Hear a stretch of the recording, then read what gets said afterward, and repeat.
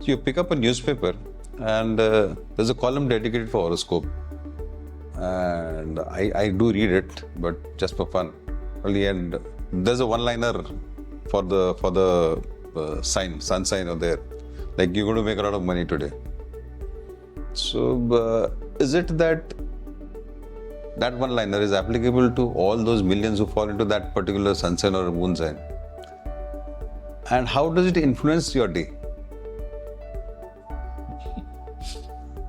If that was true, then you wouldn't have a different thumbprint, Right.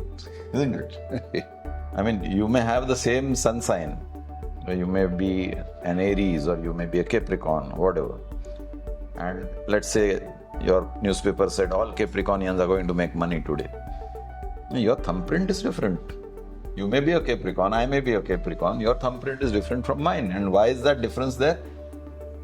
Because of several circumstances which have caused our existence in whatever form we are existing. So though we were born in the same sun sign, somebody is born in Africa and has a black skin, and somebody is born in Europe and has a pink skin. Why this difference? Sun sign is same, probably born on the same day at the same time in a different continent. Why the difference? Because there are several other factors which are influencing patterns in your life. So if the newspaper says all Capricornians are going to make money today, maybe you were making 1 rupee till yesterday and today you will make 2 rupees, and I was making half a rupee yesterday and I will make 3/4 rupee. Probably the influence. But there are other things. You may be working very hard to make that 1 rupee too, and I may be very lackadaisical, and therefore I don't get the amount of money that you get. And you will say, okay, see, this newspaper said Capricorn, this fellow made money, this fellow didn't make money. Okay. So does that one-liner which is there, does it influence my thinking for a day? It does. There are several people who would swear by it, who would say, "Arey, this paper is extremely good, every time it tells me the truth," and people will swear by it, and they feel uncomfortable if they don't read the horoscope for the day. And there are some people who don't even look at it. Yeah. And there are some people who look at it like you said, I read it for fun. Yeah. So some people treat it as entertainment, some people treat it as gospel truth, and some people would simply dismiss it as utter nonsense. Like, for example, whenever a child is born, the first thing some parents will do is get his horoscope made. That is one. Secondly, in case of a marriage, matchmaking, they say, I want to see the horoscope and see and all that. But even if all that matches, we have seen a lot of non-compatibility in the couple. Sure. So See, how does this horoscope thing come in between? Horoscope gives you a pattern. Okay. Yeah. And when you say horoscope matching, what are they matching? They are matching patterns of personality. Okay. The better the match, the lesser the chances of friction is a belief. Now there are several variables in this. How accurate is your horoscope? Now let's say you were born 3 minutes after 7 p.m. and your parents noted 5 minutes after 7 p.m. The configuration has slightly changed. Yeah.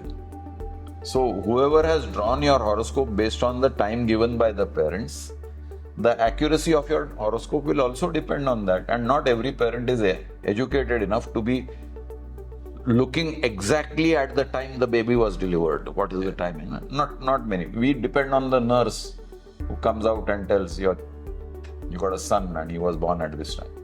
How accurate is that nurse in maintaining that time? So all these horoscopes and all are time bound because the configuration of the planetary bodies will that way alter according to the time difference.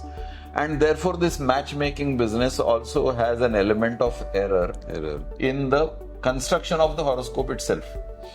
Now, if you ask me whether astrology or horoscope is a science, I was coming to astrology. yeah, so I knew that would be the next logical question. Then yes, it is a science. Unfortunately, the scientist is not necessarily well versed with the science. In every subject, the science is absolutely true. But the person who is practicing that science may not be an expert or may not be well versed with that science. So you can say a cardiologist. Now there will be a plethora of cardiologists in your city. Are you saying all cardiologists are sane? They're not. It depends on their level of knowledge of the subject. Individual skills. Own intelligence. It depends on their own skills. It depends on their own experiences. So there is a sum total of so many variables which make this cardiologist. And therefore some cardiologists are intrinsically good because they are spot on in the diagnosis and they are fully aware of the available medicines and they can prescribe the proper medication for you.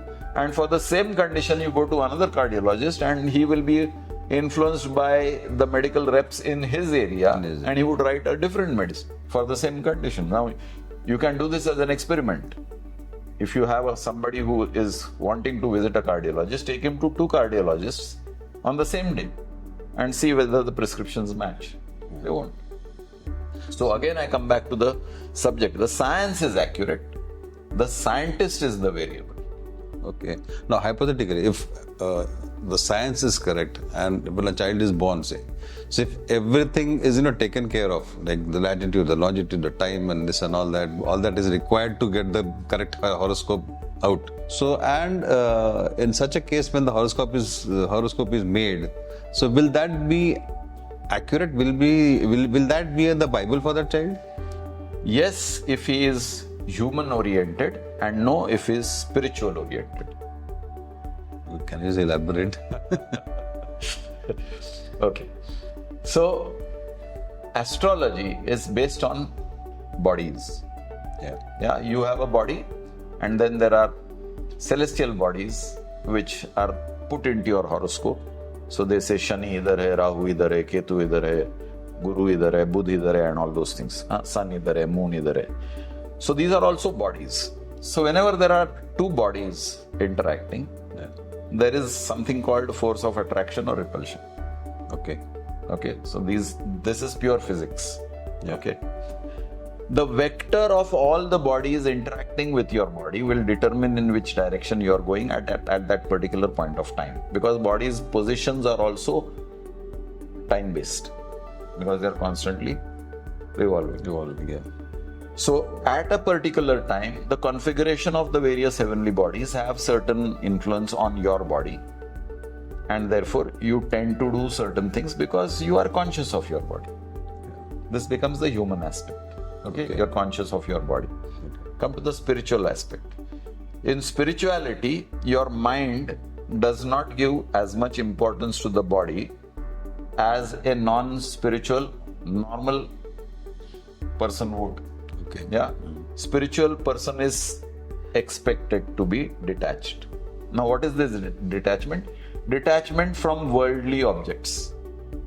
Now, when you say worldly objects, then my body, your body, my family's body, my employee's body, or my people I associate with those bodies, the planetary configurations, the conditions, the weather, all these are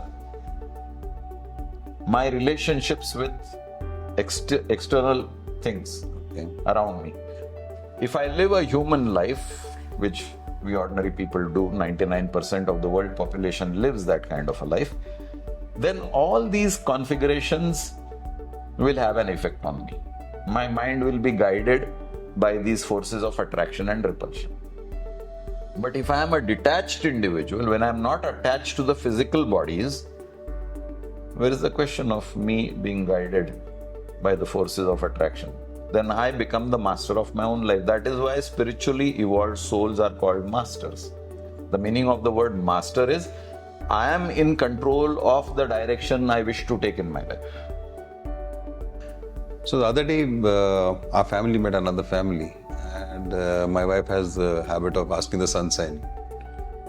So, and based on that, she makes some decision about, judgmental or something like that.